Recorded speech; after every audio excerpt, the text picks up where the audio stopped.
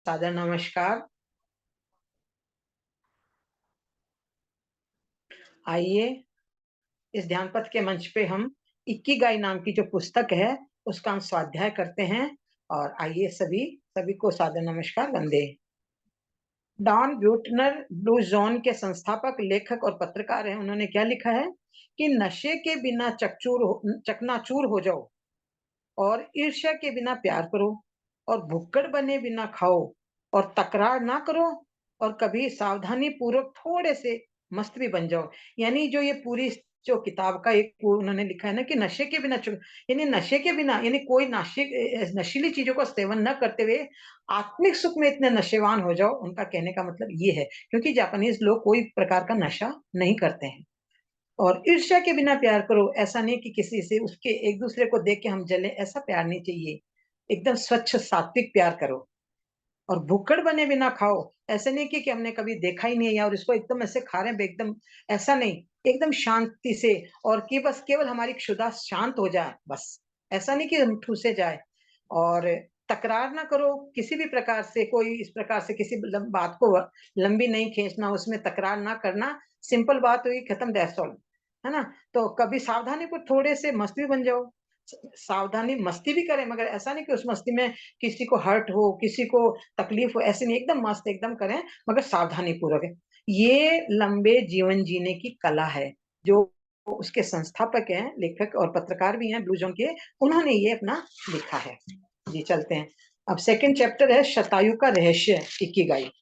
यानी कि लंबे व सुखी जीवन की छोटी-छोटी चाबियां, किस प्रकार से ये चाबियां हैं जिनसे हर समस्या का ताला खुलता है, हर चीज आगे बढ़ती है। तो ओकिनावा के इस बड़ी नहीं, लंबी जिंदगी वाले बाबू मोशायो का रहस्य क्या है? वहाँ के लोगों को लेखक ने बाबू मोशाय का नाम दिया, जो आनंद फिल्म में बोलते हैं ना, बाबू मोशाय को, तो इनको एक उपनाम दिया है ना? तो मोशायो का रहस्य क्या है? तो सीधा सा उत्तर है कि वे हर रोज शराब पीकर चकनाचूर नहीं हो जाते, तंबाकू खाते पीते नहीं हैं, और डिब्बे में भरे हुए अचार या पिज्जा, बर्गर, सैंडविच झपटते नहीं हैं। पैसा कमाने के चक्कर में या लालसा में स्ट्रेस और अनिद्रा का भोग नहीं बनते। उन्होंने नशीले पदार्थों की खोज नहीं की, और न ही सोफे पर बैठ के टेलीविजन देखते रहना सीखा है। गाड़ियों के नाम पर वे अभी भी साइकिल ही चलाते हैं और पैदल चलते हैं। उन्होंने अभी भी बेडरूम, हॉल, किचन के फ्लैट या वृद्धाश्रमों का बनाया नहीं है। और हाँ, चलेगा, हो जाएगा, एडजस्ट कर लेंगे और अच्छा लगेगा। यह उनका जीवन का मंत्र है। वे लोग क्रोध, पीड़ा, भय और उच्चाट हो जाने जैसी बातों को पी जाते हैं। ये उनकी जीवन शैली के बारे में बताया है कि वो कभी भी ये जब पिज़्ज़ा वगैरह ये देखते हैं, ऐसे नहीं झपटते कि कभी इन्होंने देखा नहीं है। कोई लेते तो छोटा-सा पीस ले लेते हैं, पैसे कमाने के चक्कर में। तो ऐसा नहीं है कि रात-दिन उसी धुन में लगे हुए हैं कि पैसा, पैसा। किसी प्रकार की स्ट्रेस नहीं लेते, और समय पे सोना, समय पे जगना, ये उनकी जीवन शैली है। और तंबाकू खाना-पीना, ये ऐसी चीज़ें उनसे कोसों दूर है। और कभी भी बैठ के सोफ़े पे टीवी देख रहे हैं, ऐसा कुछ नहीं है, काम करते रहते हैं बस। उनका जीवन है काम करते रहो चक्र की तरह, यही उनकी लंबी आयु का राज है। कभी भी फ्लैट्स के मैंने बेडरूम, हॉल, किचन के फ्लैट या वृद्धाश्रमों को नहीं बनाया। अपने उनके जो, क्योंकि वहाँ पे तो भूकंप बहुत ज़्यादा आते हैं ना, तो लंबी-लंबी बिल्डिंगें बनती नहीं है, छोटे-छोटे बनते हैं। तो अपने किस प्रकार से अपन सहजतापूर्वक रह जाएँ, बस ये। ज़्यादा शौकिया सामान उनका नहीं है, उनकी जीवन शैली है, बस कर्म करते रहो, स्ट्रेस मत लो, है ना? और प्रेम से, बिना ईर्ष्या से, है ना? सद्भाव से रहो। और यही चीज़ें जो है, कभी किसी को एक दूसरे अच्छा, डर किसको लगेगा कि कहीं मुझे मार ना दे, कहीं मेरा ये लूट ना ले, ये भय से वो कोसों दूर रहते हैं। है ही नहीं उनके पास ऐसा। तो इन्हें कितना सात्विक जीवन, इतना लंबा जीवन होते हुए भी उनका इतना सात्विकतापूर्ण जीवन है। यही जीवन की गहराई है कि यही लंबी जिंदगी जीने का मेन राज है या मास्टर की है। उनके इस स्वास्थ्य, तंदुरुस्ती और मंदरुस्ती, मानसिक स्वास्थ्य का रहस्य इक्किगाई नाम की अवधारणा में निहित है। इक्किगाई ने जीवन में क्यों मिला है? क्या हमारे जीवन का उद्देश्य है? ये मेन कोटेशन है, और इसी के आधार पर पूरा ये नॉवेल चल रहा है। इस पुस्तक के शीर्षक में भी ये शब्द है।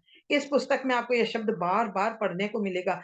हम लोग जैसे सहज सामान्य बातचीत में मुझे शांति चाहिए या मुझे सुख चाहिए कहते हैं, वैसे ही कि ओकिनावा के लोग मेरी इकिगाई कहाँ है, या तुम्हें इकिगाई मिली? ऐसा सवाल पूछते हैं हमें, तो कि प्लीज मुझे परेशान मत करो, मुझे शांति चाहिए दो। मगर वो ये नहीं कहते, वो कहते हैं इकिगाई कि हमारा जीने का उद्देश्य क्या, क्या करें हम। यानी कि उनके दिमाग में ये सब चलता रहता है। आप इस इकिगाई शब्द या सामान्यता को अगर स्पष्ट रूप से समझ लें, तो आपको इस पुस्तक का महत्व या उपयोगिता समझने में जरा भी देर नहीं लगेगी। हमें इस चीज को समझना है कि इकिगाई शब्द है क्या ये, और इसका कितना सार है।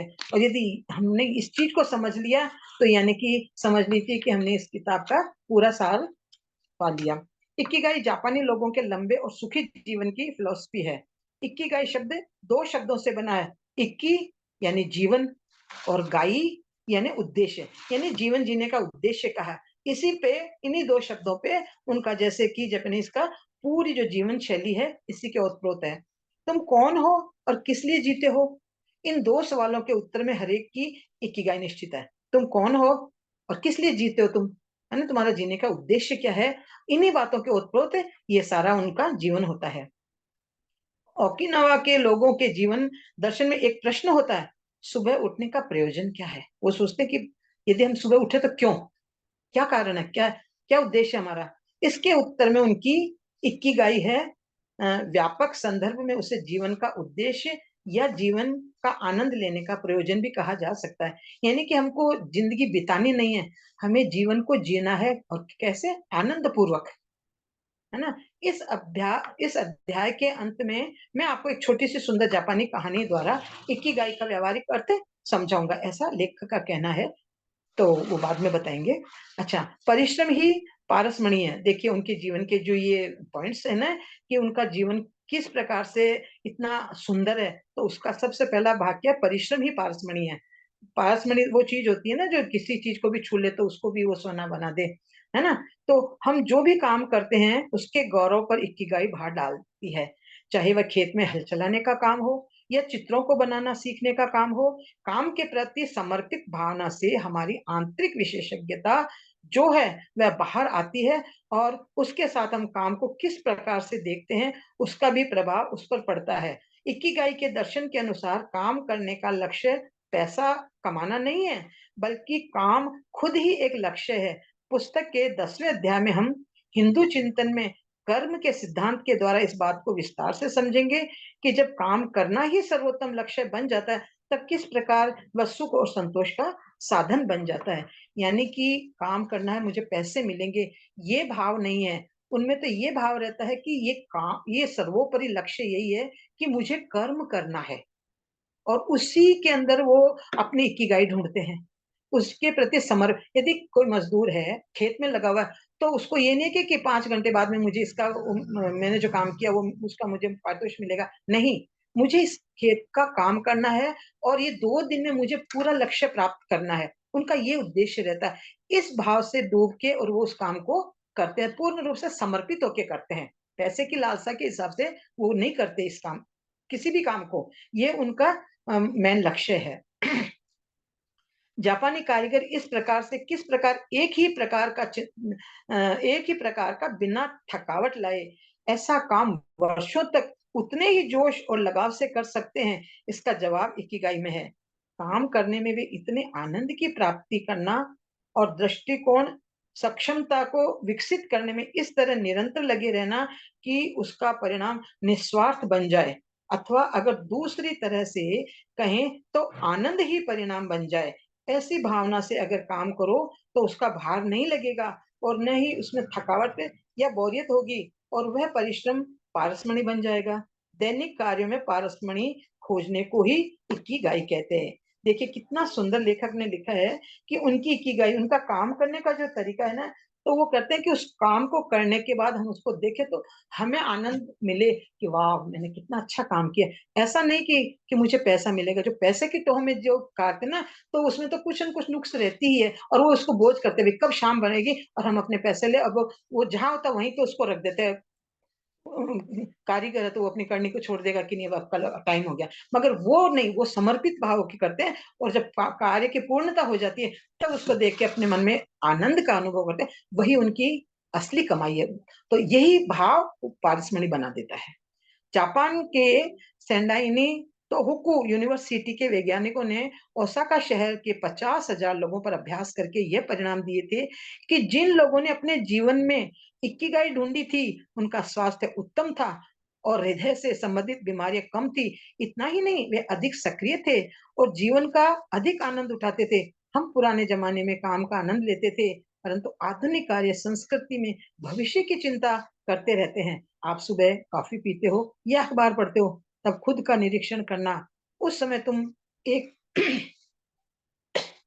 उस एकदम सामान्य सी लगने वाली क्रिया में भी एकदम मग्न होंगे और शांति का एहसास कर रहे होंगे। ये तुम्हारी इकिगाई है। हम क्या करते हैं, चाय या कॉफी पीते हैं, अखबार पढ़ते हैं, तो उसी में अपनी इकिगाई करते हैं, जैसे भी हमारे जीवन का लक्ष्य यही है। मगर वो लोग ऐसा नहीं करते। अच्छा, अपने ही देखो ना, अपने हमारे जो बुजुर्ग, हमारे दादी नानी, उन लोगों का क्या था, कौन सा चाय पीते थे, वो नहीं पीते थे, है ना? उठते उनकी जो दैनिक नित्यचर्या थी, वो इतनी थी कि उठते ही झाड़ू लगाती थी ना, तो भजन, संगीत गुनगुनाती थी कि सोते हुए बच्चों पे, हम जैसे नौजवानों पे उसका असर पड़ता था। और आजकल में यदि ज़्यादा करेंगे ना, हम तुम एक कमरे, बस ये वाले संगीत चलेंगे, तो फिर क्या उनका असर पड़ेगा हमारी पीढ़ी पे? बिल्कुल वही पड़ेगा। तो ये सब हमारे ही देख लो, तो ये कि उन लोगों की जीवन शैली के बारे में बताया। जापान के राज कपूर माने जाने वाले फ़िल्म निर्माता अकीरा कुरोसावा की फ़िल्मों के अगर तुम शौकीन हो, तो उनकी एक बहुत प्रसिद्ध फ़िल्म इकिरू में कांजी बतानावे नाम के प्रौढ़ विधुर व्यक्ति की ये कहानी है। इकिरू एक बहुत उनकी प्रसिद्ध फ़िल्म है जापान की, राज जो जैसे अपने यहाँ राज कपूर फ़ेमस थे, तो वहाँ वो फ़ेमस है, तो उनकी फ़िल्म है। तो उसके अंदर उन्होंने बताया है कि उस फ़िल्म की क्या है कि एक प्रौढ़ विधुर, जिनकी पत्नी मर गुज़र गई हैं, व्यक्ति की ये कहानी है। उसे 3 दशकों से थकावट लाए, ऐसी बोरियत वाली सरकारी नौकरी करने के बाद अचानक होश आता है कि उसके पास तो जीने के लिए बस 1 ही वर्ष बचा है। और वह जबरदस्त ढंग से जीवन जीने का हेतु ढूँढने लगता है। जो उस अपनी सर्विस में होते हैं, उस कहानी की जो बता रहे हैं फ़िल्म की स्टोरी, तो उन्होंने उसको इतना बताया कि उसको बोरियत सी महसूस की। अब रिटायरमेंट में उनका इतना 1 ही साल है, तो वो देखते हैं मैंने क्या खो दिया, मैंने तो सब कुछ, मुझे जीने का, तो उस विचार कर जबरदस्त ढंग से जीने की हेतु को ढूँढते हैं कि मुझे रिटायर होने के बाद किस प्रकार से जीना है। ये उस स्टोरी के बारे में बताया। The death of Ivan Ilyich नाम के उपन्यास पर आधारित इस फिल्म का शीर्षक द लाइफ ऑफ कांजी बतानावे रखा गया था, परंतु कुरोसावा ने उसका नाम इकिरू रखा था, जिसका अर्थ होता है जीना। उसी से इकिगाई शब्द बना है। यानी उस फ़िल्म से उसका नाम, तो जो अभी बताया ना, the death of Ivan Ilyich नाम के उपन्यास पर आधारित है वो फ़िल्म, और उसका जो शीर्षक था वो था द लाइफ ऑफ कांजी बतानाबे।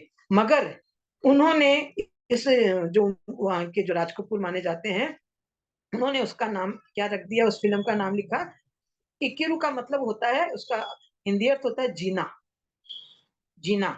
उसी से इकिगाई शब्द बना है। तो जिसे हकीकत में उत्तम जीवन जीना हो, उसे अपनी इकिगाई ढूँढनी चाहिए। यानी कि एक उत्तम जीवन जीने की जो शैली है, उसका नाम इकिगाई है, कि हमें कैसे जीना है, हमको रोज़ मर-मर के जीना है, या हमें जीना है ज़िंदा-दिली से। इन्हीं शब्दों, इन्हीं भावों को इसमें दर्शाया गया है। ओकिनावा की संस्कृति में इकिगाई को जीवन के पुरुषार्थ के रूप में देखा जाता है। हमारी संस्कृति में जिस प्रकार 4 तरह के पुरुषार्थ है ना, धर्म, अर्थ, काम, मोक्ष, उसी तरह से ओकिनावा की संस्कृति जीवन के मूल मंत्र 4 बातों से समझाती है। जो करने में तुम्हें रुचि हो, भई जिस काम को करने में तुम्हें रुचि हो, नंबर 1। दूसरा है जो करने में तुम कुशल हो, सक्षम हो, दूसरा ये वाला है। और तीसरा है जिसकी समाज को आवश्यकता हो, और तीसरा स्तंभ है कि जिसको, जिस काम की या तुम्हारे कर्म की समाज को भी आवश्यकता हो। और चौथा है जिससे तुम पैसे भी कमा सको, क्योंकि आर्थिकता की तो बहुत ज़रूरी है ना? तो ये जो 4 स्तंभ इसमें बताए हैं। जब तुम सुबह जागो, उठो, तब ये 4 बातें तुम्हारे सामने स्पष्ट होनी चाहिए कि तुम रोज़ अपने लिए एक नया लक्ष्य बनाते हो, उसे पूरा करके दिन पूरा होता है, तब तुम विजेता बनते हो। और उसके बाद दूसरे दिन फिर दूसरा नया लक्ष्य और नई ऊंचाई पार करनी होती है। इस प्रकार ठेठ बुढ़ापे तक सफलतापूर्वक काम करने का चक्र चलाते रहते हो। तुम उम्र के चाहे किसी भी पड़ाव पर हो, ये 4 सवाल तो तुम्हें खुद से पूछने ही हैं। मुझे क्या करना पसंद है? उसे करने के लिए मुझे क्या योग्यता है, मेरे में क्या योग्यता है, उससे मेरे आसपास के लोगों को क्या लाभ होगा और उसमें से क्या मुझे पैसा मिलेगा। ये जो वहाँ के लोग सुबह उठते हैं ना, ये 4 बातें दिमाग में लेके उनकी दिनचर्या का ये पॉइंट है, मेन सब्जेक्ट है। इसी को सोचते हुए कि इस लक्ष्य को वो पूरा शाम तक पूरा करके और फिर नए दिन के लिए नया लक्ष्य चुनते हैं और इन्हीं 4 बातों पे आधारित यानी उनकी पूरी ज़िंदगी जीवन जीने का यही एक लक्ष्य, यही ढंग है। इन चारों के उत्तर उम्र के अनुसार बदलते रहते हैं, लेकिन वे तुम्हें निरंतर एक उद्देश्य, एक दिशा, एक अर्थ देते रहते हैं। अर्थात उम्र 25 वर्ष की हो या 95 वर्ष की, तुम हर रोज ये 4 सवाल अपने आप से पूछते हो और उनके जवाब ढूंढने का प्रयत्न करते हो। ओकिनावा के लोगों की लंबी व सुखी जिंदगी के केंद्र में ये 4 बातें समाई हुई है। यही उनकी लंबी जिंदगी का राज है। इन्हीं पे 4 बातों पे उनकी पूरी जिंदगी की जो कहानी है ना, आधारित है। ये स्तंभ रोज के हैं। इन पे ये वो अपने उस पे कायम रहते हैं। ऐसा नहीं है कि छूट गया, उनका रोज का है, ये नित्य का क्रम है। इकिगाई अर्थात रुचि, योग्यता, आवश्यकता और प्राप्ति। ये चारों ही बातें एक दूसरे की पूरक बने, अर्थात सुबह उठकर मुझे क्या करना है या जीवन में मुझे क्या करना है, उसका उत्तर आता है यहाँ प्रस्तुत डायग्राम। तो अगर देखोगे तो केंद्र में इकिगाई है। यहाँ एक डायग्राम बनाया हुआ है इस पुस्तक के अंदर। तो उसमें जैसे चूड़ियां होती है ना, 4 चूड़ियां, उनको अपन ऐसे ऐसे एक दूसरे में रखते हैं ना, इस प्रकार से एक ये डायग्राम बनाया हुआ है यहाँ पे। देखिए, ये इस प्रकार का है ये डायग्राम। मुझे क्या कर इसका उत्तर आता है यहाँ प्रस्तुत डायग्राम में। अगर देखोगे तो केंद्र में इकिगाई है और ये चारों बातें उससे जुड़ी हुई हैं, अर्थात उसमें से कोई एक बात भी अगर अनुपस्थित हो तो इकिगाई अधूरी मानी जाती है। नीचे इन चारों बातों की समझ उदाहरण के साथ दी गई है तथा वे एक दूसरे के साथ किस प्रकार जुड़ी हुई हैं उसको बताया गया है। इस डायग्राम में यही बात बताई है, शतायु का रहस्य। जैसे पहले वाले में है संतोष, लेकिन निरर्थकता की भावना, है ना। संतोष है लेकिन निरर्थकता की भावना, यानी संतोष भी हो मगर निरर्थक बातें ना हो, है ना। तुम्हें क्या पसंद है, इसमें जो लिखा है ना डायग्राम में, वो मैं पढ़ रही हूँ, है ना। और पेंशन, मिशन, तुम्हें क्या आता है। इनकी जो मेन सेंटर में तो इकिगाई है, इसी के और प्रोत ये सब लिखी हुई बातें हैं। प्रो प्रोफेशन, वोकेशन, दुनिया को किसकी आवश्यकता है, क्या प्राप्ति होगी, उत्तेजना और प्रसन्नता, लेकिन अनिश्चितता, ये इसमें लिखा हुआ है। तो इनके जो चार कोनों पे जो बाहर की साइड में जो लिखा हुआ है उसमें क्या लिखा है, पहले में तो जैसे संतोष लेकिन निरर्थकता की भावना, दूसरे में लिखा हुआ आनंद और परितृप्ति लेकिन समृद्धि का अभाव, सुख लेकिन रिक्तता की भावना, उत्तेजना और प्रसन्नता लेकिन अनिश्चितता। ये 4 बातें इसके मेन बिंदुज हैं और इस डायग्राम में इस प्रकार से बना। जैसे पॉइंट आ रहा है मेरी रुचि, पैसे को भूल जाओ। पैसे के लिए सुबह उठना नहीं होता, पैसा लक्ष्य नहीं है, बाय प्रोडक्ट है। तुम्हें मनपसंद काम करने के लिए उठना होता है। पैसा तो अपने आप उसमें आता है। दुनिया में जो लोग सफल हुए हैं उन्होंने अपनी इच्छा का काम किया था। जो काम करने में तुम्हें आनंद आता है और जो काम तुम्हारा प्रेम बनता है वह काम निश्चय ही अच्छा होता है। अर्थात मुझे क्या करना पसंद है, ये इकिगाई ढूंढने की दिशा में पहला प्रश्न है। काम करेंगे तो पैसा तो मिलेगा, वो तो सेकंड में बता दिया इन्होंने, मगर काम करना वो सबसे प्रथम प्रायोरिटी दिया है कि हम काम भी करें, रुचिकर करें और उसमें डूब के करें। पैसा तो स्वतः ही मिल जाएगा, तो पैसे को प्रायोरिटी नहीं दिया इन लोगों ने। ये पहला प्रश्न है। उदाहरण, मुझे भाषा के प्रति प्रेम है और लोगों को पढ़ाने में रुचि है और शिक्षक के रूप में मैं पैसा कमा सकता हूँ और उससे बच्चों और वयस्क लोगों को भाषा सीखने में मदद कर सकता हूँ, लेकिन मुझे शिक्षक के काम में आनंद नहीं आता, इसलिए ये काम मेरी रुचि में नहीं आता। अब मुझे ढूंढना है कि किस काम में मेरी रुचि को संतोष मिलेगा। एक उदाहरण दिया है कि मैं यदि शिक्षक हूँ तो मैं पढ़ाऊंगा, भाषा सिखाऊंगा और दिन भर में जब काम करूंगा तो निश्चित रूप से पैसा तो मुझे मिलेगा, है ना। लेकिन मगर लास्ट में वो क्या कहता है कि मगर मुझे ये काम पसंद नहीं है।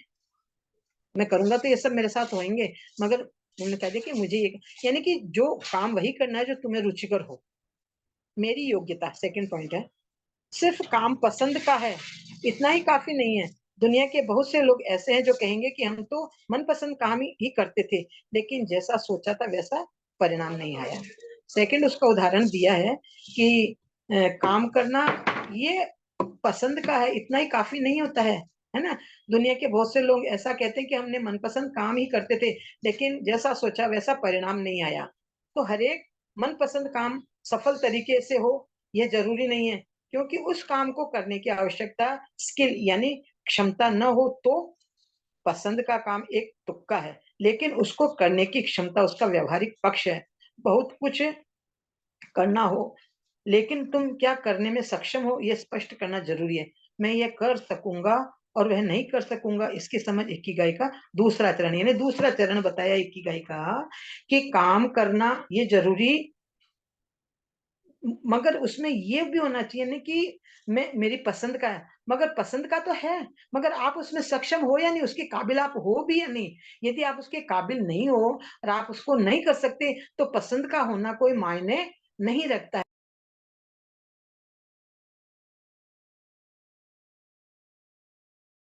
पूर्ण हो ये सबसे ज्यादा महत्वपूर्ण है। तो हमें ये सब चीज जो है मैं ये कह सकता हूँ कर सकूंगा और वह नहीं कर सकूंगा, इसकी समझ इकिगाई का दूसरा चरण है। यानी कि ये सक्षमता स्वयं में होनी चाहिए, ठीक है ना। रुचि की होनी दूसरी बात है, मगर हम उस काम को कर सकते हैं ये हमारी अपनी होनी चाहिए पहल। जी, इससे उदाहरण दिया इस बात का कि मुझे भाषा के प्रति प्रेम है और मैं स्कूल कॉलेज में भाषाएं पढ़ा हूँ, परंतु अगर मुझे उन्हें पढ़ाना हो तो पढ़ाने की पद्धति, रीति की योग्यता या क्षमता मेरे पास नहीं है। अतः भाषा को पढ़ाने का जो प्रेम है उसे पूरा करने के लिए मुझे उसकी योग्यता, सक्षमता को विकसित करना पड़ेगा। जैसे कि मैंने भाषा पढ़ी है, हिंदी लिटरेचर मैंने पढ़ी है, मगर मैं पढ़ने में मुझे अच्छा लगता है, मगर मुझे कहें कि अब तो मैंने इसको टीचिंग करो, इसको पढ़ाओ, समझाओ, तो वो सक्षमता मुझ में नहीं है। मुझे शौक है तो मैंने पढ़ लिया था, मगर मैं इतना योग्य नहीं हूँ कि मैं उसको पढ़ा सकूं, समझा सकूं। ये उन्होंने बात किया है। तो उसके लिए तो मुझे उस प्रकार से उस वो योग्यता हासिल करनी पड़ेगी, तभी मैं अपने इस मिशन में पूरा हो सकूंगा। ये उन्होंने उदाहरण दिया है। तो अपनी सक्षमता को विकसित करना पड़ेगा। ये उन्होंने उसे दूसरे पॉइंट का उदाहरण देके समझाया। अब तीसरा, दुनिया को इसकी आवश्यकता है।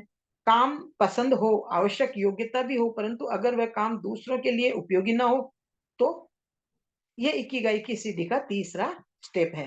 यानी तीसरा स्टेप क्या बताया कि काम भी जैसे समझ लो पसंद का है और आवश्यक योग्यता भी है, और परंतु अगर वह काम दूसरों के लिए उपयोगी ना हो, यदि ये दोनों मेरे में योग्यताएं हैं और मुझे पसंद भी है, मगर फिर यदि मैं वो कर रहा हूँ मगर वो लोगों के लिए उपयोगी नहीं है, तो ये यहाँ पे लेखक ने इसको इकिगाई की तीसरी स्टेप बताई है, यानी पायदान बताया है। कोई भी काम तुम्हारे आसपास जो लोग हैं उन्हें उनकी आवश्यकता होनी चाहिए, वह चाहे कितनी ही महान काम हो, आखिरकार होता तो लोगों के लिए ही है ना। तुम्हें कविता लिखना पसंद तो है, अच्छी बात है, परंतु तुम्हारे समाज में कवियों की आवश्यकता है नहीं, तो फिर वह तुम्हारा शौक हो सकता है, काम नहीं बन सकता। जो काम बड़े समुदाय यानी अधिक लोगों के जीवन में सहायक होता हो, उसमें अपने आप मीनिंग अर्थात अर्थ पैदा हो जाता है। तो यहाँ पे बताया है कि जैसे कविता है, तुम्हें पसंद है, शौक है, तुम्हें करते हो, मगर उस कविता से क्या उन लोगों का या समाज का भला हो सकता है या उनको आवश्यकता है? यदि समाज को आवश्यकता नहीं है तो फिर वो काम तुम्हारे नहीं करने लायक है, नहीं करना चाहिए। वो तुम्हारा शौक है, शौक में तुम अपने कवि बन सकते हो, कविता लिख सकते हो, पढ़ सकते हो, सुन सकते हो। जैसे उदाहरण दिया है कि तुम भाषा की कक्षा शुरू करते हो, ठीक है ना? तुम्हें भाषा पढ़ाने का शौक है और तुम बहुत अच्छी तरह से भाषा की कक्षा पढ़ा सकते हो। तुम्हारे क्षेत्र में ऐसे माता-पिता और बच्चे हैं जिन्हें भाषा की पढ़ाई की ज़रूरत है। तुम उस आवश्यकता को पूरा करने के काम को अपने जीवन का ध्येय बनाना चाहते हो। यदि तुम्हारा जवाब हाँ है, तो तुम्हें अपने जीवन की इकिगाई मिल गई कि मैं भाषा का शौकीन हूँ, मुझे भाषा आती है और मैं भाषा पढ़ा भी सकता हूँ।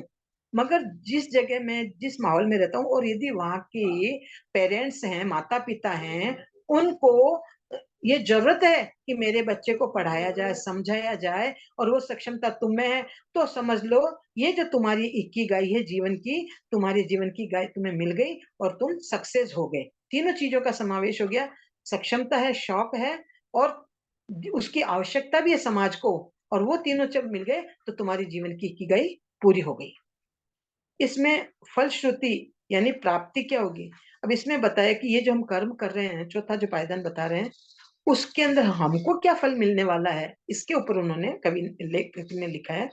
काम पसंद का हो, उसे करने की योग्यता भी हो, उसके लिए बहुत बड़ा समुदाय भी हो, परंतु उसमें अगर तुम्हें पैसे नहीं मिलने वाले हो तो?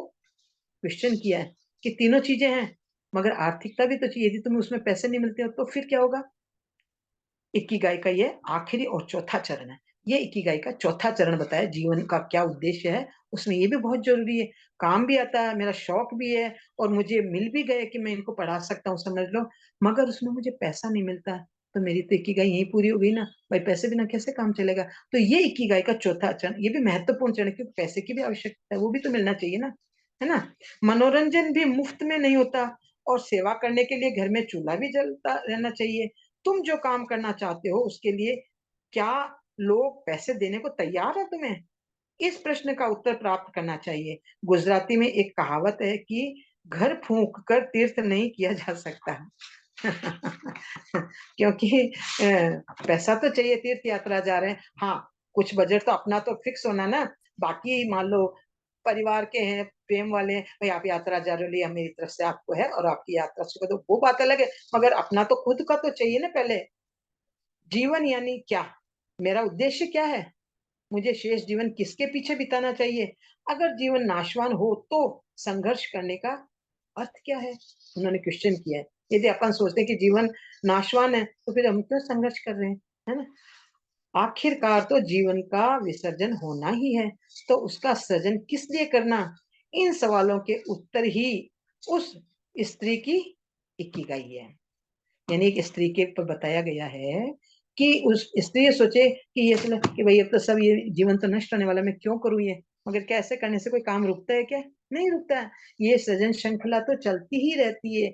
बच्ची हुई, पढ़ी लिखी, बड़ी हुई, जवान हुई, कॉलेज स्कूल किए, शादी हुई, फिर उसका, ये तो साइकिल तो चलेगी ही। साइकिल चलेगी, साइकिल कभी बंद, मैं कहती हूँ कि मैं मर जाऊंगी तो संसार बंद हो जाएगा, बिल्कुल नहीं, गलत सोच है। ये साइकिल तो चलती ही रहेगी। इसी का नाम स्त्री जाति की अपने ऊपर बताया, स्त्री समाज पे, कि उसकी की गई तो यही है। अच्छा, स्टीव जॉब्स, एप्पल कंपनी के सह संस्थापक, उन्होंने क्या लिखा है? हर रोज सुबह मैं अपने आप से पूछता हूँ, अगर आज का दिन मेरी जिंदगी का आखिरी दिन हो तो जो काम मैं आज करने वाला हूं वह काम करना मुझे अच्छा लगेगा? इसका उत्तर अगर किसी भी समय न हो तो मुझे समझ लेना चाहिए कि अपने में कुछ परिवर्तन करने की मुझे जरूरत है। कहते कि मेरा आखिरी दिन है और ये काम है, क्या मैं करके जाऊं? तो उन्होंने लिखा है, सह संस्थापक एप्पल कंपनी के जो हैं, कि यदि कहीं कहूं कि ना, तो नहीं, गलत है ये। काम तो हमें करना ही है, जाना आज है, कल है, परसों, वो तो कुदरत का चक्र है, मगर काम तो हमें, यानी कहने का मतलब है किसी भी काम को कल पे मत छोड़ो, जो काम है उसे कर लो। कल कभी भी किसी की जिंदगी में नहीं आता है। यानी ये बताया, बड़ी गूढ़ भरी बात है कि जिंदगी में किसी के भी कल नहीं आया है, करना सो आज कर लो, न जाने कल क्या होने वाला है, उसका किसने देखा, वो तो गर्त में है। जी, आज मैं अपनी वाणी को यहीं पे विराम देती हूँ। आज का अपना जो चैप्टर है यह विश्राम की गति को प्राप्त कर रहा है। आइए, बहुत बहुत धन्यवाद, आपने सब ने बड़े मन लगन से सुना। मुझे बड़ी खुशी हो रही है आपके चेहरे की प्रसन्नता देख के, आनंद आ रहा है। बहुत सुंदर आपका ये जो स्माइल है, यही मेरे को ऊर्जा दे रही है। बहुत बहुत। चलिए। मैं कहना चाहूंगी, जी ये सावित्री जी रोजाना के चैप्टर में कुछ न कुछ मिल ही रहा है। कल के जैसे था तो आज में भी इसी तरह से बहुत सी बातें, ये चार, वो बहुत ही बहुत कुछ गहन समझा गया वो चार बातें। और वैसे देखा जाए तो ये है कि हमारे कबीर दास, रैदास, वो भी सब यही कह गए, हम बहुत पहले ही पढ़ते, आज करे सो काल करे, काल सर करे सब। तो उस तरह रैदास ने भी कई ऐसी बातें हमारे भी कही हुई है। पर ये किताब पढ़ करके स्टेप बाय स्टेप जो हम समझ रहे हैं, तो यानी वो तुरंत ही क्लिक होती है। ऐसे जब हम स्वाध्याय करते हैं तो यानी वो हमने जैसे किताब पढ़ी और किताब में एक अपना सिलेबस है और सिलेबस की तरह हम पढ़ गए, और ये है जो वो स्वाध्याय हो रहा है। तो ये ही बातें हैं जो कि जीवन में और यहाँ पर हमें बहुत ही लाभदायक उपयोगी होगी। आपने जो आज भी बातें बताई वो सच में बहुत उपयोगी होगी। आपका बहुत धन्यवाद। आपने किताब भी पढ़े और साथ साथ में जो समझाने का भी सरल भाषा में आपने जो प्रस्तुति की वो भी बहुत अच्छी रही। धन्यवाद सावित्री जी, धन्यवाद। आप सभी की ऊर्जा। सिलेबस में पढ़ा था उस वक्त हम क्या थे, स्टूडेंट थे। सिलेबस में पढ़ा उस वक्त हम स्टूडेंट थे, सीख रहे थे। आज इसका जब वापस से इसका जो रिवीजन हो रहा है हमारी इस लाइफ के मोड़ पे, तो यानी कि वो जो हमने पढ़ा था उस पे कुछ गर्त समय रूपी आ गई थी, आज वो हट रही है और हम वहां से उन कनेक्शन को जोड़ते हुए देख रहे हैं कि नहीं, एक्चुअल में जिंदगी की गई। तो उन संतों ने तो वाणियां कही, उस वक्त हम स्टूडेंट थे, हम सीख रहे थे, तो हमने सीखने की भाषा में वो पढ़ाई की थी। आज हमारे अपने प्रैक्टिकल जीवन पे ये लागू हो रही है। वो वहां से हम कनेक्शन जोड़ रहे, अरे हाँ, कबीरदास जी ने ऐसा कहा था, रैदास ने ऐसा कहा था, भक्तिमती माँ मीरा ने ऐसा कहा था, और वही न्यू स्वरूप में इस बुक के रूप में आया है। कल्चर जापानीज का दे दिया, जापान का दे दिया, मगर जुड़ाव तो ये संस्कृतियां सब कुल मिला के तालमेल एक ही है। एक ही आज है, जी जी अंदर जी। कूट यही है। और आज हम उस चीज को इस अवस्था में क्यों समझ गए ना, पढ़ा था उस वक्त तो स्टूडेंट थे, आज हम समझ गए, तो ये हमारे जीवन में उतर रहा है कि नहीं, वास्तव में जीवन की इकिगाई, जीवन का उद्देश्य क्या है। कि उस टाइम पढ़ा था कि काल करे सो आज कर, सर ने बता दिया कि भाई हाँ अपना, तो हम सोचते थे होमवर्क हमको टाइम पर कंप्लीट करना, वहीं तक हम स्टॉपेज लग गया। मगर आज देखा कि जीवन रूपी जो सिलेबस है, इसको हमने इतना पढ़ा, इतना गुना, अब आज हमको फाइनल करने का आ गया। कल को श्वास आए ना आए, कम से कम अब कर जी ले, तो ये जीने का जो अब है ना आनंद, उसे हम उससे मेल करा के करें। यही बुक हमें सिखा रही है, यही कल्चर हमें सिखा रहा। जापानीज हो, कौन हाँ, सा भी हो, दर्शन तो सभी और एक। देखिए वैसे देखा जाए तो उन्होंने भी जो जिस जमाने में भी ये बात कही होगी, कबीर नेहरू ने, उन्होंने तब शायद उन लोगों ने जो उस समय उस सिविलाइजेशन में जो भी होंगे, उन्होंने शायद उनकी बातों को माना भी होगा। वो हाँ, नागरिक उस अनुसार चले भी होंगे। तो ये भी है, जो बीच में अब हमने जो पढ़ा वो सिलेबस की तरह पढ़ा था, इसलिए वो गायब हो गया था, और अब ये जरूरी। और इसमें एक बात और आपने ये किताब में कही काम के बारे में, अपने काम से प्यार करो। ये भी हम बहुत पहले से सोच कि जो हमें काम मिला है, हमें ये भी कहते हैं कि जॉब जॉब से, कई बार जॉब है तो जॉब से प्रेम करो, तभी आप वो जॉब को कर पाओगे। बाकी मेरा बॉस ऐसा, मेरा ये ऐसा, ऐसे करते रहेंगे तो हम वो जॉब भी नहीं कर पाएंगे। तो हर एक काम से पहले प्यार करेंगे, तब फिर हमें वो पहली तारीख को सैलरी अच्छी लगेगी। तो ये सारी बातें हमारे से भी जुड़ती हुई, और ये जापानीज बुक से भी जुड़ती हुई, और ये इस समय में ये बहुत जरूरी। और यानी सिर्फ कि यही काम नहीं, हो या यही है कुछ भी कि हो। इसको कई जगह पे इसको फैलानी चाहिए। ये जो जादू पुस्तक है, ये जो आपने बहुत बढ़िया चल रही है, ये बहुत बढ़िया। जी, बहुत अच्छा लगा सावित्री जी। जी मैम, इसमें बहुत। कल जी। ये बात है हाँ जी। कि उसमें ये चीजें बताई है ना कि जैसे हम अपने संतों के बारे में, अपने जो ये दार्शनिक लोग हैं, वो तो इतने दूरगामी थे, जिन्हें कहते हैं ना कि भूत भविष्य वर्तमान, तीनों, वर्तमान में तो उन्होंने किया कर्म, मगर उन्हें तीनों कालों को करते हुए ये सोचा कि आने वाली पीढ़ी, तो आज हम आने वाली पीढ़ी है, हम देख रहे हैं, तो उनका तो जो सोच बड़ी आगामी सोच होती थी ना, तो इसीलिए तो उन लोगों ने तो लिख के कर दिया कि काल समय चक्र चलता चलेगा और ये सब चीजें रोटेशन ऐसे होती रहेंगी, और जैसे हम पढ़ रहे हैं, कल हमारी पीढ़ी, आगे आने वाले हमारे बच्चे, हमारे बच्चों के बच्चे, तो ये सब चलता रहेगा। तो अच्छा, ये समय समय पर संत लोग जन जागरण करते हैं। जैसे महान ऋषि पत्री जी आए, उन्होंने जन जागरण किया। क्या कि ध्यान जीवन के लिए अत्यंत आवश्यक है, उसे करना चाहिए। इतनी कड़ियाँ हो गई, अब न जाने कितना फैलाव हो रहा, कितने लोग जुड़ गए इससे, यही उद्देश्य है और इसी के संदर्भ में ये बुक्स आई हैं। बिल्कुल सही। जी, बोलिए, धन्यवाद बहुत-बहुत। जी मैम, बहुत धन्यवाद। सुंदर। और आप बिल्कुल सही कह रही हैं, जो बीच-बीच में हमारे जो ऋषि गण, जैसे हमारे प्रिय गुरु ब्रह्म ऋषि पितामह ने भी ये स्वाध्याय और ध्यान को जो जोड़ा है, और वही चीज़ें हम उनका फ़ायदा उठा रहे हैं। अब हमारा स्वाध्याय चल रहा है, बहुत सी चीज़ें हमने पिछले पढ़ के छोड़ दी थी, बिल्कुल सही आपने कहा, लेकिन अब हम उन चीज़ों को कनेक्ट कर पा रहे हैं और हम अपनी लाइफ़ से जोड़ पा रहे हैं। जैसे अभी हमने जो मैजिक बुक पढ़ा था, उसमें भी ये चीज़ थी कि हमें अपनी जो भी जॉब है, जो भी प्रेज़ेंट परिस्थिति है, उससे हमें प्यार करना चाहिए। भले ही वो कैसी भी सही, बट उसे हमें ब्लेस करना चाहिए, ग्रैटिट्यूड करना चाहिए। और यही इस बुक में, इकिगाई बुक में भी बताया है कि हमें अपने काम काम से प्यार करना चाहिए। बिल्कुल मैम, बहुत सुंदर, बहुत सुंदर। अब मैं आपसे आग्रह करूँगी, निवेदन करूँगी कि आप ध्यान की यात्रा को आप ही कराएँ मैम, अपने सुंदर सी वाणी से। Thank you.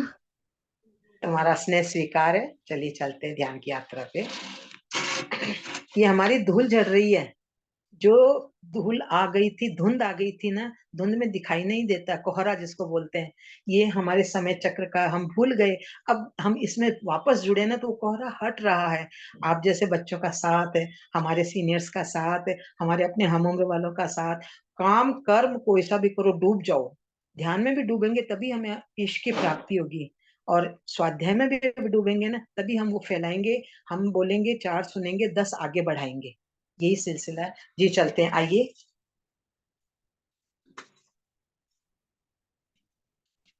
ध्यान पथ के सभी साथियों, चलिए हम ध्यान की यात्रा में आगे बढ़ते हैं। आइए, हमारी ध्यान करने की पद्धति पे हम अमल करें। जो नीचे आसन लगा के बैठे हैं, वो अलग पलक मार के बैठ जाएं, और जो सोफे कुर्सी किसी पे बैठे हैं किसी असुविधा से, तो उस पे बैठ के अपने पैरों को क्रॉस कर लें, और दोनों हाथों की अंगुलियों को एक दूसरे में फंसा के, और अपनी आंखों को एकदम धीरे से कोमलता से बंद कर लें। और चलिए उस ध्यान पथ पे, उस ध्यान यात्रा में आगे बढ़ते हैं। आइए, कितनी संस्कृतियों का समावेश, उत्तर से दक्षिण, पूर्व से पश्चिम, पूरा संसार, केंद्र बिंदु समय। जब हम इतने संसाधन नहीं थे, एक दूसरी संस्कृतियों के बारे में हम नहीं जान पा रहे थे, नहीं जानते थे, मगर आज भौतिक युग में, वैज्ञानिक युग में हम जी रहे हैं, और हमें कितने लाभ मिल रहे हैं ध्यान करने का। पहले किसी ने ध्यान किया होगा? बीच का जो समय काल चक्र आया, उसमें क्या मालूम पड़ता था? दादी नानी से कहानी सुनते थे कि चंदा मामा दूर हैं और वो बुढ़िया माँ चक्कर चरखा काट रही है, और ये है। आज तो इंसान स्वयं पहुंच गए उस चांद पे। तो ये तो विज्ञान का, ये वैज्ञानिकों का ही तो है ना, कि कितने वैज्ञानिकों ने, और हमारे से जो पीछे के ऋषि मुनि थे, उन्होंने तो कभी की इन सब चीजों की रिसर्च कर ली थी, है ना? मगर समय रूपी जो गर्त छा गई थी, तो ये तो साइकिल चलती रहती है, गर्त आती रहेगी, चलती रहेगी, सफाई क्लीनिंग होती रहेगी, क्लीनिंग होती है, तब मालूम चलता रहता है कि साइकिल में कितनी ताड़ियां हैं, कैसा चक्र है, कैसा बीच में सर्किल लगा हुआ है, ये सब। तो ये सब समय चक्र की बातें हैं। ये साइकिल चलती रहती है, और इस प्रकार से समय आगे बढ़ता रहता है। इकिगाई, स्वाध्याय बुक, इकिगाई। हम इस जीवन में आए, क्या उद्देश्य है हमारा आने का? क्यों आए हम? किस लिए आए हैं? क्या बार बार माँ के गर्भ में जाना, जन्म लेना, और फिर खाना पीना, मैथुन करना, और फिर जीवन का अंत, और फिर आना, क्या बार बार यही जीवन का लक्ष्य है? यही लक्ष्य है? नहीं, नहीं। परमात्मा हमारे शरीर में स्वयं बैठा है, उसने अपनी शक्ति स्वरूप हमें भेजा है। वो आत्मा, सो परमात्मा कहते, वो आत्मा है, वही परमात्मा का अंश है। ईश्वर अंश, जीव अविनाशी। जिस अविनाशी नहीं, जिस का नाश नहीं होता, आत्मा का भी नाश नहीं होता है, ना कभी मरती है, ना कभी बुढ़ापा आता है, ना कभी जलती है, ना कभी डूबती है, ना भीगती, कुछ नहीं होता है। यह आत्मा का स्वरूप है। मगर उस आत्मा के स्वरूप को एक खोला बोलते हैं जिसको, है ना? वो तो पहनना ही पड़ेगा, आकार तो पहनना ही पड़ेगा। उसमें सभी आकारों से, पशु का आकार हो सकता है, पक्षी का आकार हो सकता है और इंसान का आकार हो सकता है, वनस्पति जगत का आकार हो सकता है। जैसे कर्म तो उसके अनुसार उसको चोला मिलेगा, है ना?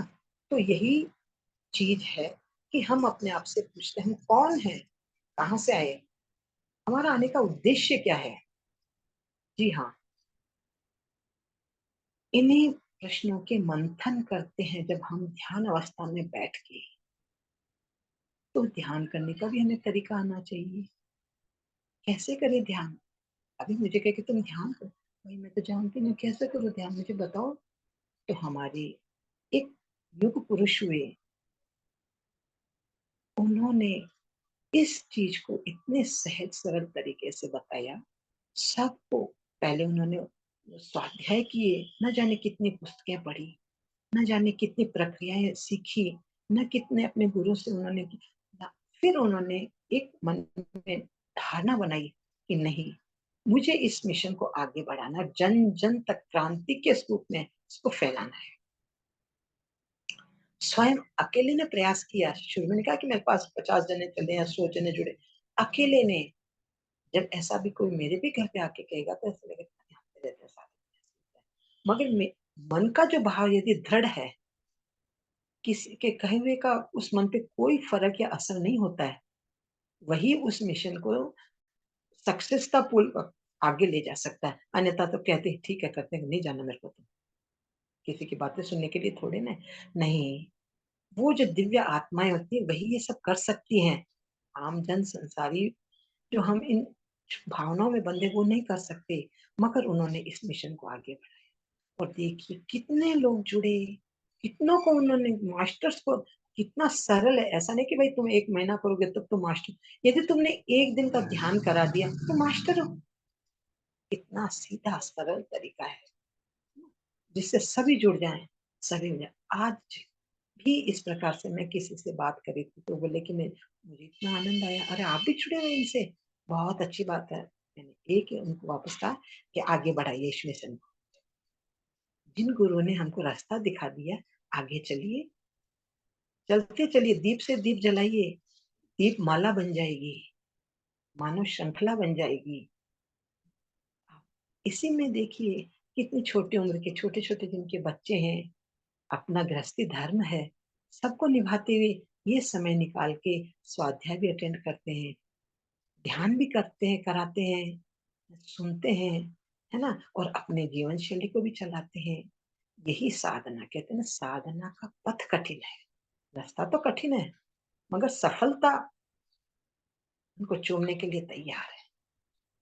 कठिन हो भले, मगर इरादा अडिग होना चाहिए, मजबूत होना चाहिए, संकल्प मजबूत होना चाहिए। मन में ले लिया संकल्प, फिर भले कितनी ही बाधाएं क्यों ना आए, आगे बढ़ जाएंगे और अपने लक्ष्य को हम प्राप्त कर लेंगे।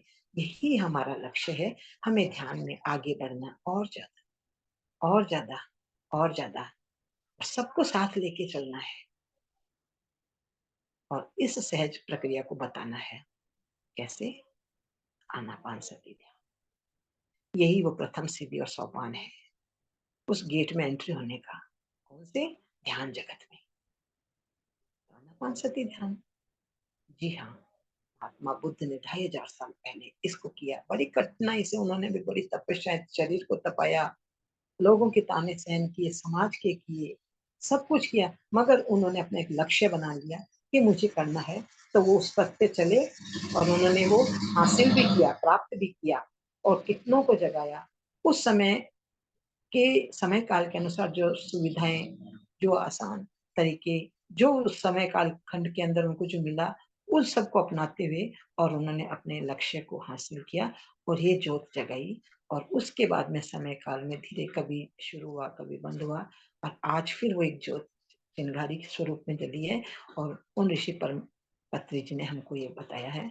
आज चाहे वो शरीर भौतिक शरीर से नहीं है, मगर उनकी चेतना, उनके कार्यकलाप, उन्होंने जो चिराग जलाया उसकी रोशनी हर मन में है। और उसी भावना से उसी भावना से सब उसको आगे जोड़ लेके मशाल स्वरूप लेके चल रहे हैं और पीछे समुदाय जुड़ता जा रहा है। कितना सुंदर नजारा है। पिरामिड के नीचे, गोल्डन पिरामिड के नीचे देखिए बैठे हैं, कॉस्मिक ऊर्जा आ रही है। सभी महान शक्तियां, महान ऋषि पत्नी जी, भोलेनाथ बाबा, आदिनाथ जो हर वक्त समाधि में रहते हैं। कृष्ण अपनी मधुर नाद से, मुरली से सबको सम्मोहित किए हुए हैं और बराबर कॉस्मिक ऊर्जा आ रही है। सबके शरीर से वो जो ऊर्जा निकल रही है और हम सब जो ध्यानी स्वरूप बैठे हैं, हमें हमको ऊर्जित कर रही है। हमारा ध्यान लग रहा है, आनंद आ रहा है, अति आनंद आ रहा है, बहुत आनंद आ रहा है। कितना सुंदर नजारा है। वो ऊर्जा हमारे ब्रह्म रंध्र के द्वारा हमारे शरीर में प्रवेश कर रही है। शरीर के कण कण को सरोबार करती हुई पूरा सिर उस ऊर्जा से ऊर्जित हो चुका है। गर्दन, पीछे गर्दन से होते हुए पीछे के कंधे, पीठ, नितंब, जंघा, पिंडलियां होती हुई आगे पूरे चेहरे में, ललाट, आंखें, पूरा चेहरा सरोवर ऊर्जा से कितना चमक रहा है। ऊर्जा फुट फुट के समाई, इतना प्रकाश हो रहा है अपने शरीर के अंदर, उस ऊर्जा से ऊर्जित हो रहा है।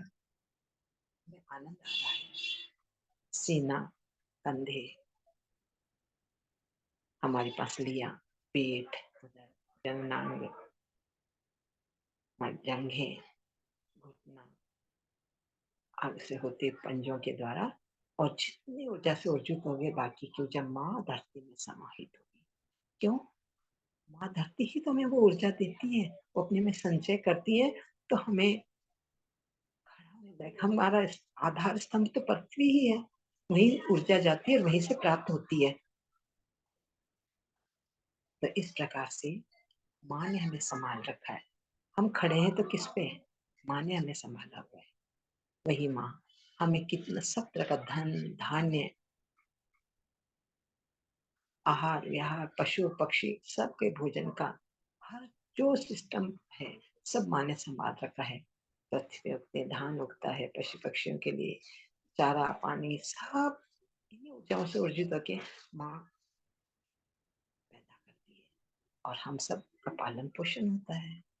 ऊर्जा से ऊर्जा मिलती है, महा ऊर्जा बन जाती है और उन सबको हम ग्रहण करते हैं तो हमें ऊर्जा आती है और उस ऊर्जा को हम सात्विक रूप से हम अपने स्वाध्याय में, हमारे ध्यान में, सज्जन सामंत्य में लगाते हैं और सभी से हाथ जोड़कर प्रार्थना करते हैं कि कोई भी मांस आहार ना करे, जीव जंतुओं की हिंसा ना करे और इन्हीं सात्विक आहारों को खाते हुए सात्विक विचार उत्पन्न होंगे और सात्विक विचार उत्पन्न होंगे तो हम ध्यान करेंगे। ध्यान में हमें बहुत अत्यधिक ऊर्जा मिलेगी और हमारा ध्यान भी लगेगा और हम जिस काम के लिए आए हैं उसको करने में हमें सुगमता मिलेगी और ध्यान में हम डूबेंगे।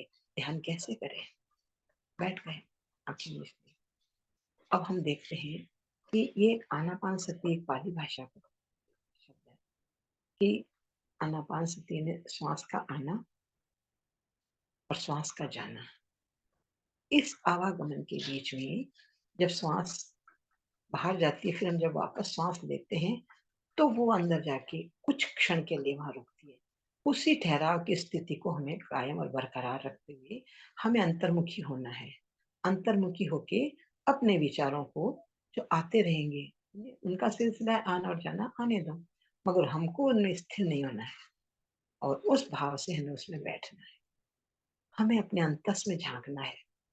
अंतस में झांक के हमें इस प्रकार से देखना है कि हमारी जो ध्यान समाधि है कितनी गहराई तक लगती है और उस बात पे हम विचार करें। उस शून्य अवस्था में हम पहुंचे और वो शून्य अवस्था में कोई समय का निर्धारण नहीं है। जब उसमें शून्य में हम डूबते जाएंगे हमें समय का कोई आभास नहीं रहेगा। वो समाधि इतनी गहन और शांतिप्रद होती है कि उसमें घंटों, दिनों, महीनों तक लग जाते हैं, मगर ये स्थिति चरमावस्था स्थिति है। उसमें काफी प्रयास करके हम हासिल कर सकते हैं, मगर हमें जो अपना ध्यान क्रम धीरे धीरे बढ़ा के ही हम उस स्थिति को प्राप्त कर सकते हैं। अंतर्मुखी होंगे, हम शांत चित्त हो जाएंगे, तो सभी को मालूम है एक आवाज आती है, वो आवाज सिर्फ हमारे कान इंद्रियां सुन सकती, बाहरी नहीं। उसको बोलते हैं अनहत नाद। जो हतोहित ना हो के स्वतः जो नाद होता है, वो ईश्वरीय नाद होता है, वो हमें सुनाई देता है। जब हम उस अवस्था में पहुंच जाए कि हमें वो सुनाई दे, अनहत नाद यदि सुनाई जब देने लग जाएगा, फिर भौतिक जगत की तो आवश्यकता ही नहीं रहती है। वो इतना मधुर, इतना सुरम्य, कानों को प्रिय लगने वाला, और ईश्वर का जो होता है, वो ऐसा लगता है कि जैसे वहीं से ईश्वर उस नाद को हमें सुना रहा है, हम सुन रहे हैं, और उनको प्राप्त करने की तरफ अपने बढ़ जाती है उस नाद को सुनते ही। और चित्त में, मन में एक यही ख्याल आता है कि हम कब जल्दी से जल्दी अपने उस परम पिता परमेश्वर से मिले और हमारा आना सफल हो। और जब हमने ईश्वर से मिली और उसके दर्शन हो गए, फिर हमारा आवागमन छूट गया। इन चीजों को प्राप्त करने के लिए हमें बड़ी सात्विकता, बड़ी संयमितता, इन चीज को बरतना पड़ेगा। जल्दबाजी में, संकल्प विचारों में ये नहीं आते हैं। ये स्थिरता के लक्षण है। जब हम ध्यान में स्थिर होंगे, तब हमें अनंत नाद सुनाई देगा, और उस अनंत नाद में हम डूबेंगे, तब वो प्रकाश पुंज स्वरूप हमें दर्शन दीदार देगा। तब हमारी लालसा बढ़ेगी कि उस प्रियतम से हम जाके मिले। यह है अनंत नाद का फल। यही है, कुछ समय के लिए हम उसका आनंद लेते हैं, हम भी डूबने की कोशिश करते हैं, हम भी प्रयास करते हैं, निश्चित रूप से हमको भी सफलता मिलेगी। आइए कुछ क्षण के लिए मौन धारण करके हम उसका आनंद लेते हैं, उसमें डुबकी लगाते हैं। चलिए हम चलते हैं।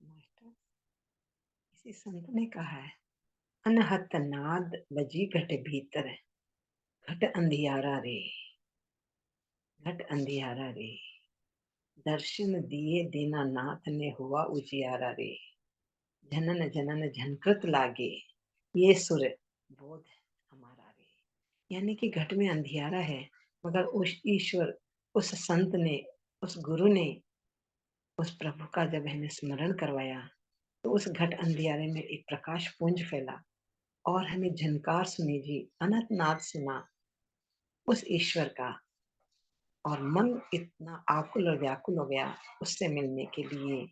कितना सुंदर है नजारा। यही है, यही है अध्यात्मता। और क्या है? यही अध्यात्मता है। उससे मिले, यही जीवन का रहस्य है। उसी में डूब जाएं, उसी को पालें, यही उसकी पूर्णता है। बहुत सबने सुखद अनुभव किया और अब उस अध्यात्म जगत से हम इस सूक्ष्म जगत से हम बाहर आते हैं, इस भौतिक जगत में। आइए अपनी चेतना में लौटिए, पैरों और हाथों की अंगुलियों को हिलाइए, अपनी सजगता का प्रमाण दीजिए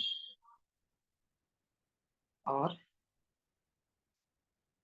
धीरे धीरे अपनी अंगुलियों को निकालिए, हाथों अपनी आंखों से।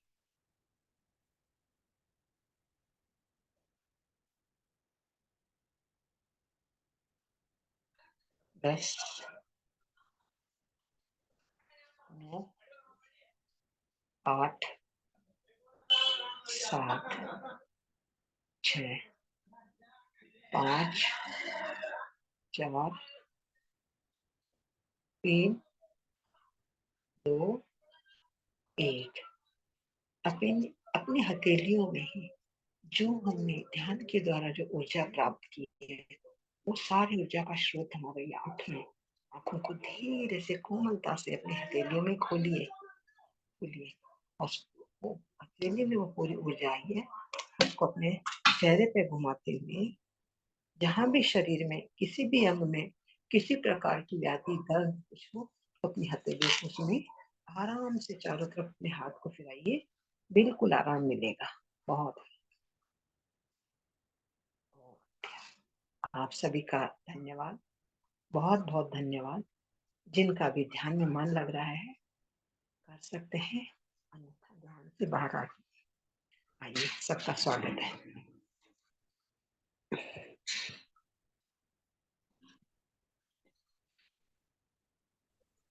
बहुत बहुत थैंक यू धन्यवाद ma'am. Savitri ji, thank you. बहुत बहुत धन्यवाद। बहुत अच्छा स्वाध्याय किया आपने और ध्यान भी बहुत अच्छा। Thank you thank you thank you.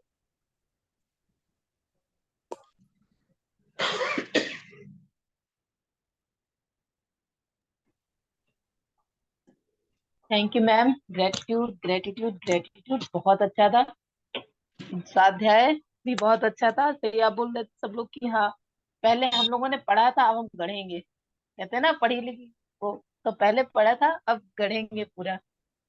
तो बहुत ही अच्छा था है स्वाध्याय, ध्यान। बहुत बहुत धन्यवाद। आप सबका स्नेह प्यार मुझे बहुत ऊर्जा देता है और यही ऊर्जा मैं वापस रिटर्न करती हूँ, फैलती है हम में और हम सब उत्साहित होते हैं आगामी नए दिन के लिए। जब तक हम काम में डूबेंगे नहीं, इकिगाई नहीं बनेगी। हमारी इकिगाई हम डूब जाएं, इसमें डूबे और सबको इसमें सरोवर करें, यही आनंद है, यही इकिगाई का अर्थ है। जी बहुत बहुत धन्यवाद।